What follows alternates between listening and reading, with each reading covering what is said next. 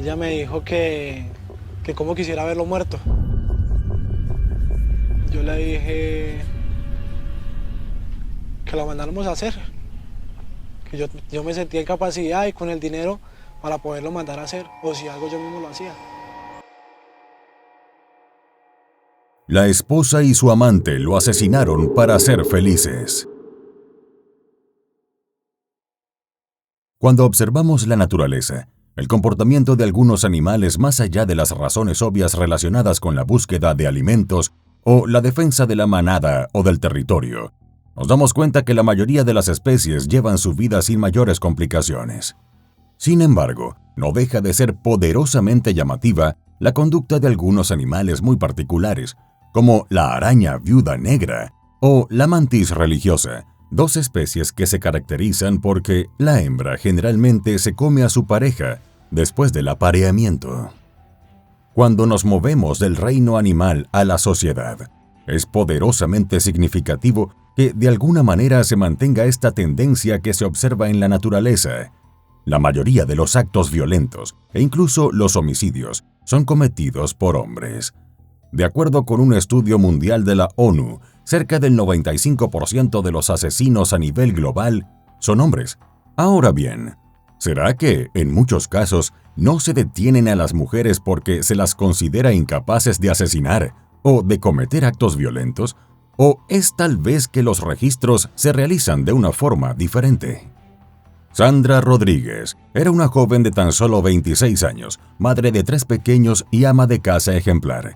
También era la esposa de Mauricio Rodríguez, un hombre mucho mayor que ella. Estaba atrapada en una relación muy difícil, con muchas carencias, con problemas y con violencia. Una situación de la que no era sencillo salir. Sin embargo, ella estaba decidida a encontrar la salida. Hola a todos. 3 veces por semana en este canal te traeremos los crímenes que han impactado a todo el mundo. Desde desapariciones hasta los más terribles asesinatos, injusticia, impunidad, corrupción y las más duras sentencias serán los acompañamientos de estas historias. Antes de comenzar con el relato, te pido que te suscribas y actives la campanita con todas las notificaciones. Tampoco olvides dejar tu like, ya que de esa manera podré seguir creando contenido. Sin nada más que decir, analicemos juntos todos los detalles de esta historia criminal. Detrás de la fachada de una madre abnegada. Las viudas negras no son agresivas, incluso no tienen el instinto de morder.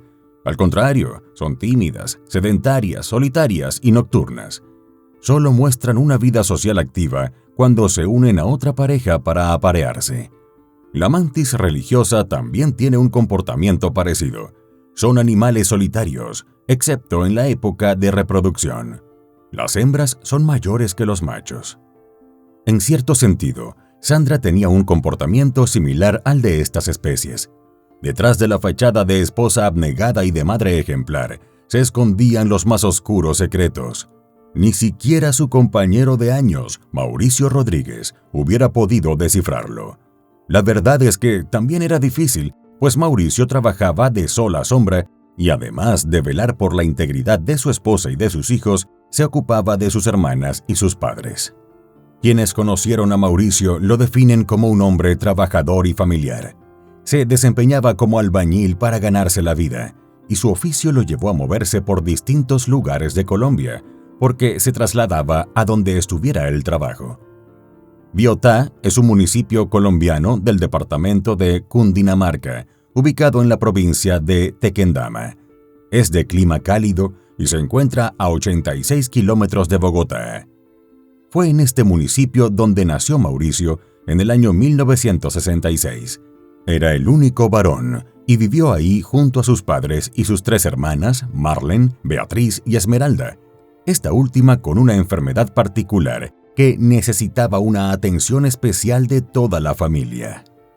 Desde muy pequeño, Mauricio entendió la importancia de la familia. Es por ello que, además de ser muy trabajador, estuvo siempre atento a las necesidades de sus padres, hermanas, sobrinos y demás familiares. Cuando Mauricio conoció a su esposa, ella ya tenía una niña de 1 año. Se casaron al poco tiempo y él la reconoció como su hija. En sus 12 años de matrimonio concibieron 2 varones, uno de 9 años y el otro de 7. Esmeralda era la hermana de Mauricio que más conocía los detalles de su vida matrimonial, debido a que ella había vivido una temporada con ellos. Un hermano incondicional, donde lo necesitáramos, ahí estaba él. Sin embargo, su hermana Marlene también contó que la pareja discutía mucho y que la relación iba de mal en peor. Al parecer, dentro de la casa de la familia Rodríguez ocurrieron algunos episodios de violencia verbal y abuso físico. No obstante, las hermanas de Mauricio lo querían mucho. Lo consideraban un hombre de muy buenos sentimientos, trabajador y un muy buen padre. Siempre estaba pendiente de toda su familia. Asimismo, agradecían mucho todo el apoyo que recibían de él, quien además se encargaba del sustento principal de sus padres.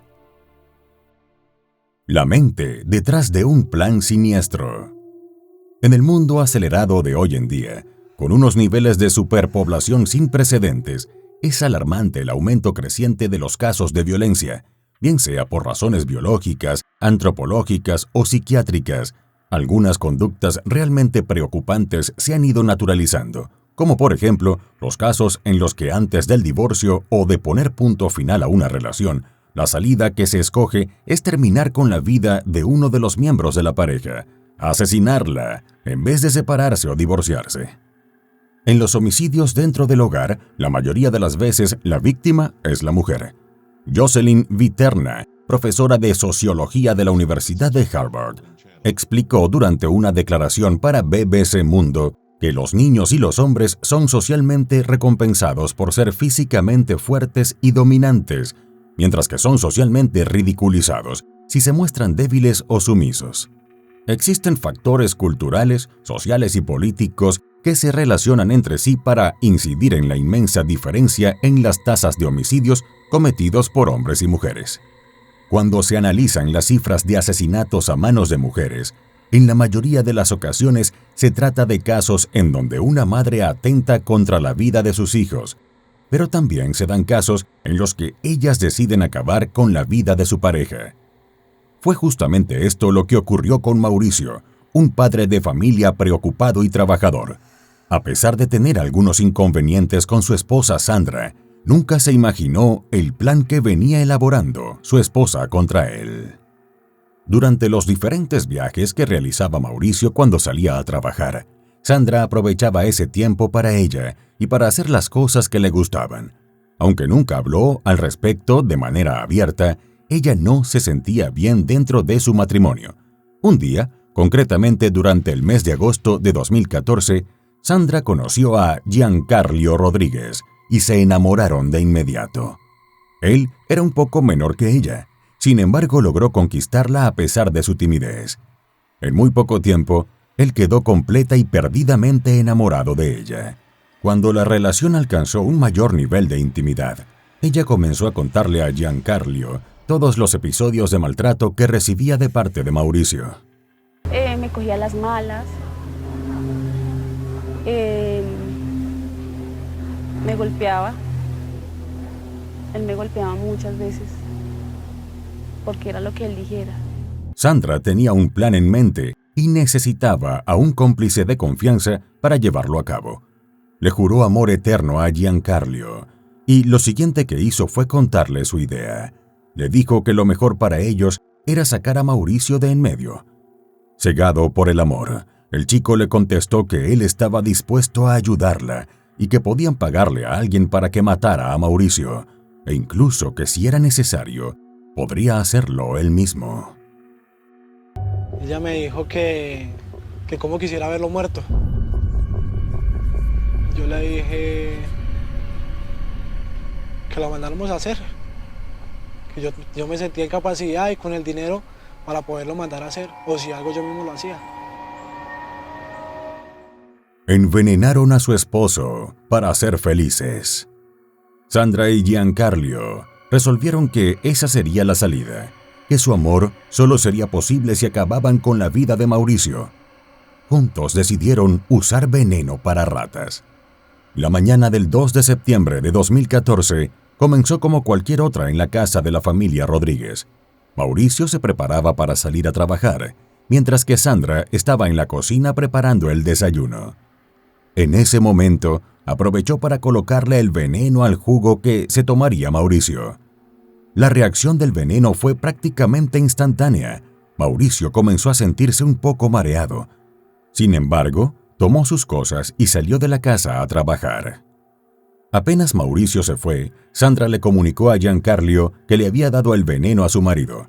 Durante todo el día, Sandra estuvo esperando que la llamaran para avisarle que Mauricio había fallecido, pero nada. El teléfono no sonaba. No llegaba esa llamada que tanto esperaba. Sandra se preguntaba qué podía haber pasado. Dudaba de la efectividad del veneno. No estaba segura de si la cantidad que usó había sido suficiente. Entonces, finalmente, la llamada llegó. Sonó su teléfono y al otro lado escuchó la voz de su esposo. Como solía pasar algunas veces, Mauricio llamó a Sandra para decirle que iba camino a casa y que pronto llegaría. De inmediato, Sandra llamó a Giancarlo y le contó todo lo que había sucedido. Le dijo que su esposo aún estaba vivo y le insistió en que tenían que hacer algo. Al cabo de unos minutos, Giancarlo llegó a casa de Sandra. Le dijo que él se encargaría, que estaría escondido en la casa esperando la llegada de Mauricio y que ella tendría que avisarle cuando él estuviera dormido.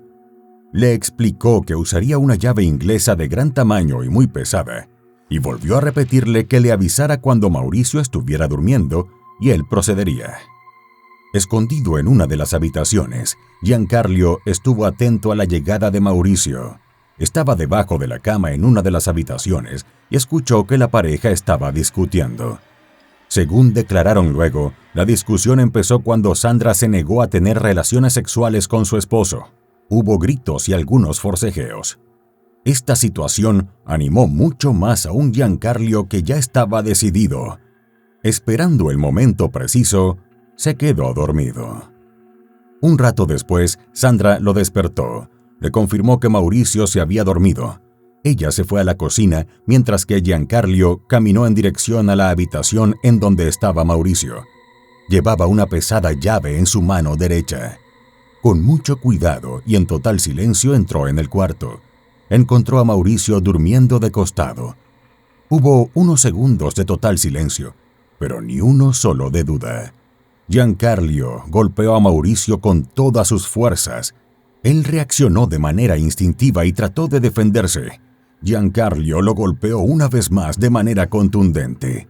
Como sangraba mucho, lo volteó, lo envolvió en una cobija y le cubrió la cabeza con una bolsa de plástico. Luego fue hasta la cocina y le contó a Sandra qué estaba hecho. Entre los dos cargaron el cuerpo de Mauricio, lo colocaron dentro de una hamaca, lo arrastraron hasta el auto y lo levantaron para dejarlo dentro del maletero. Comenzaron a manejar en dirección a Biotá. El plan de la pareja era dejar abandonado el cadáver en la vía para que las autoridades lo encontraran y pensaran que se trataba de un ataque por robo o alguna otra razón que no involucrara a la pareja. Sandra tenía bien planeado decirle a los oficiales que su esposo tenía muchos enemigos y que incluso en varias oportunidades lo habían amenazado de muerte en Biotá. Sandra iba en el asiento de copiloto, mientras Giancarlo trataba de manejar con normalidad sin levantar ninguna sospecha. Después de cruzar uno de los peajes de la autopista, Giancarlo perdió el control del vehículo en una curva muy cerrada y golpeó fuertemente la defensa. Quedaron atrapados ahí. No había forma de que pudieran mover el auto de donde estaba. Aprovechando la oscuridad y la soledad del camino, la pareja se apresuró a sacar el cuerpo de Mauricio del maletero del auto. Tiraron el cuerpo en el interior de una zanja y lo cubrieron con hojas. Decidieron comenzar a caminar en busca de ayuda y al cabo de un rato llegaron a una estación de gasolina. Le contaron a uno de los trabajadores lo que les había pasado, mientras compraban un galón de gasolina. Ahí les hablaron de un hombre apodado Liberal, que tenía una grúa y seguro podría ayudarlos a remolcar el auto. Liberal, en realidad, se llamaba Guillermo Chávez. Cuando la pareja logró ubicarlo, le contaron todo lo que había sucedido. Él les dijo que podía ayudarlos. Se subieron a la grúa para ir a buscar el auto. Antes de emprender el viaje, Giancarlo le pidió un encendedor para unos cigarrillos y Liberal, que casualmente tenía uno, se lo prestó. La pareja y Liberal emprendieron el viaje y finalmente llegaron a la curva del accidente. Junto al gruero, procedieron a remolcar el carro, un Renault modelo Logan con placas CXW 114 y que le pertenecía a Mauricio. Para sorpresa de Liberal, una vez remolcado el auto, Sandra le pidió que lo llevara a una dirección en Bogotá, pero él les ofreció repararlo y que pasaran en 2 días por el taller para recogerlo. Finalmente, Liberal se fue con el auto y la pareja se quedó en el sitio del accidente. Mientras se alejaba la grúa, ellos se tomaron de la mano y comenzaron a caminar hacia la zanja en donde estaba el cadáver.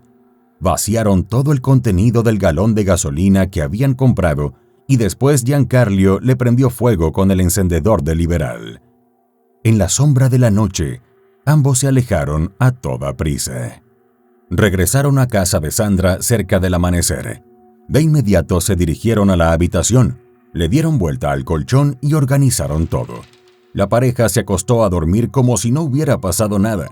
En la habitación de al lado estaban los 3 hijos de la pareja. Seguían dormidos, sin saber nada, sin siquiera escuchar algún ruido o ver nada sospechoso, pues los drogaron con algún medicamento para que se mantuvieran dormidos. Las hermanas preocupadas. Cuando amaneció, uno de los sobrinos de Mauricio se acercó a la casa. El chico acostumbraba a visitar a su tío en las mañanas, pero cuando se enteró de que no estaba, le pareció raro y se quedó angustiado, motivo por el cual llegó a contárselo a su mamá. Él le insistió a Esmeralda en que su tío estaba desaparecido desde la noche anterior.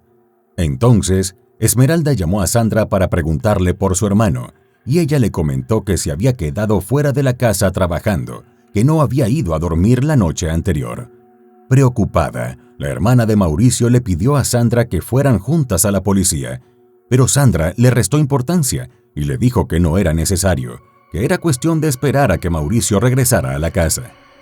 Para el 4 de septiembre, la familia de Mauricio ya llevaba un par de días sin saber de él.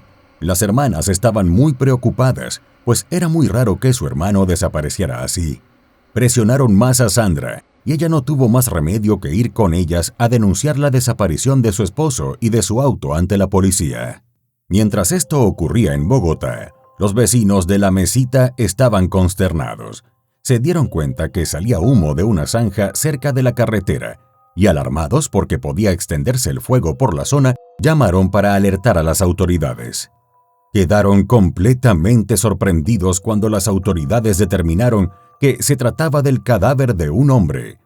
Los oficiales y el personal de investigación forense levantaron el cuerpo y lo enviaron a la morgue de Biota, mientras el resto de las autoridades continuaba con la investigación. Orly Bermúdez e Iván Cruz fueron los funcionarios al frente de las investigaciones del caso y comenzaron por interrogar a varios de los vecinos de la zona. Una de las personas le comentó que muy cerca de ahí había ocurrido un accidente con un auto que se salió de la curva y que Liberal había remolcado el vehículo. Citaron a Liberal para que declarara y contara todos los detalles que tenía sobre el accidente que ocurrió cerca de donde hallaron el cadáver de Mauricio. Liberal contó todo lo sucedido y les dijo que tenía el vehículo en su casa porque lo estaba reparando. Cuando llegaron al taller, encontraron el Renault Logan y cuando abrieron el baúl, encontraron la llave inglesa con la que Giancarlo asesinó a Mauricio. No les tomó mucho tiempo determinar que esa llave se había usado en un crimen terrible. Tenía manchas rojas y olía a sangre. Continuaron revisando el auto y encontraron la fotocopia de la cédula de Mauricio.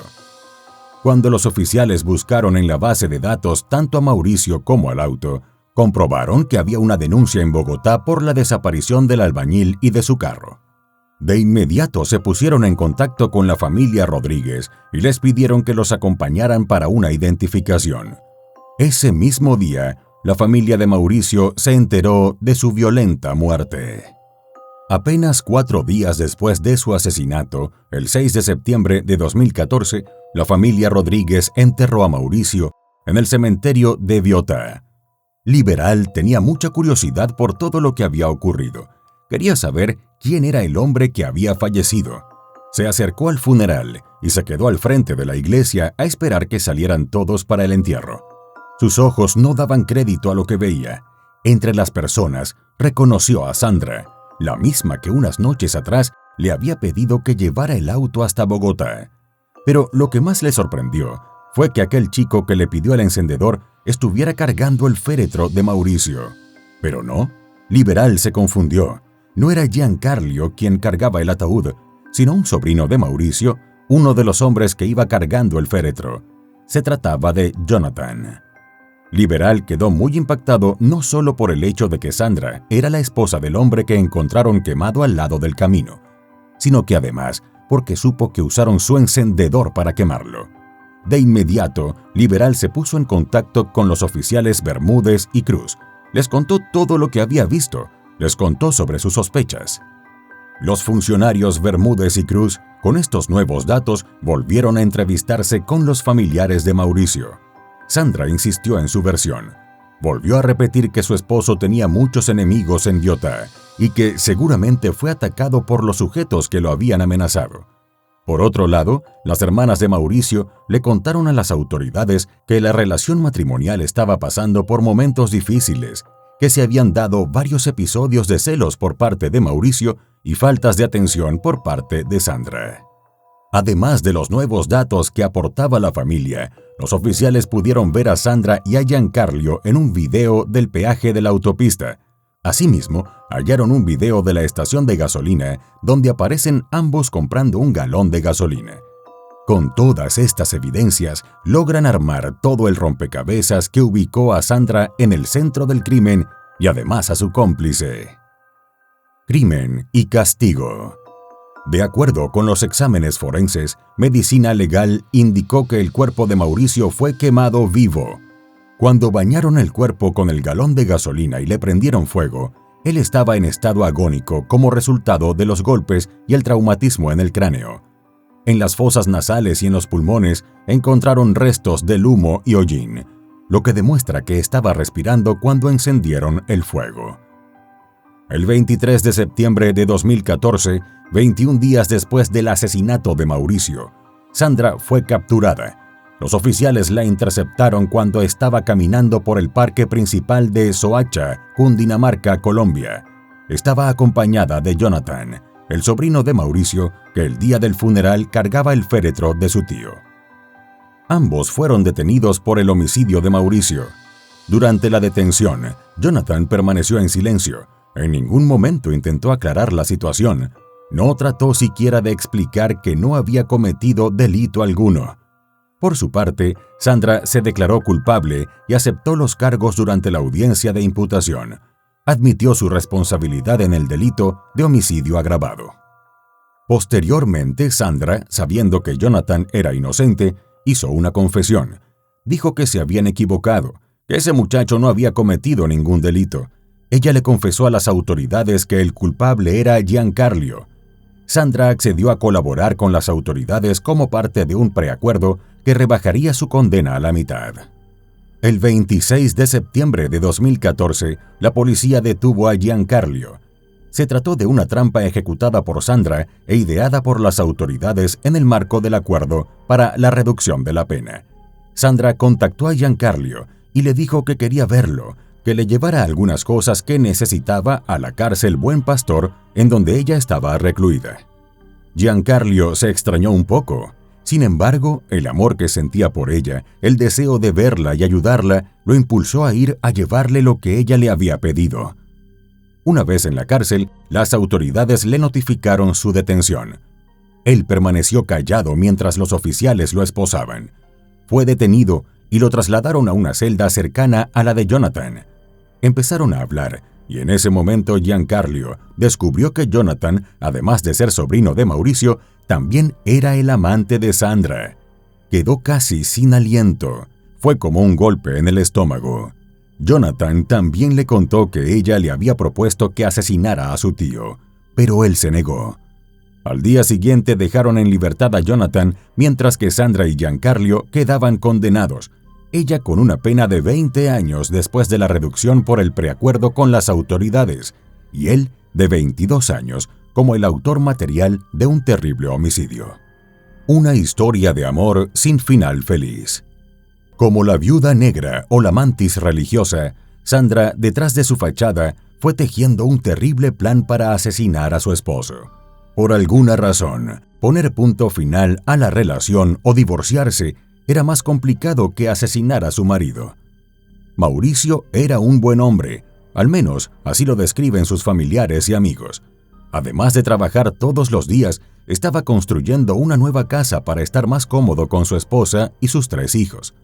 Además de los altibajos de su matrimonio, no pudo siquiera imaginar el terrible plan que estaba poniendo en marcha a su esposa.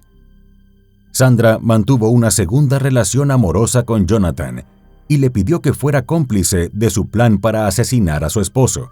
Ante su negativa, envolvió a Giancarlo, su segundo amante, quien, cegado por el amor, decidió ejecutar el terrible plan que ella había ideado. Y aún tras las rejas, no perdió las esperanzas de salir y seguir su relación con ella.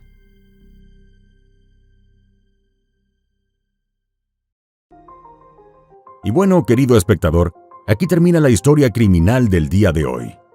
Me interesaría mucho saber tu opinión, así que te pido que la dejes en los comentarios del video, siempre con respeto a la víctima y su familia. Podemos debatir, pero siempre con el respeto que todos merecemos. De nuevo te recuerdo que te suscribas y dejes un like para dejarme saber que mi trabajo es de tu agrado. Buenas noches. Hasta la próxima historia criminal.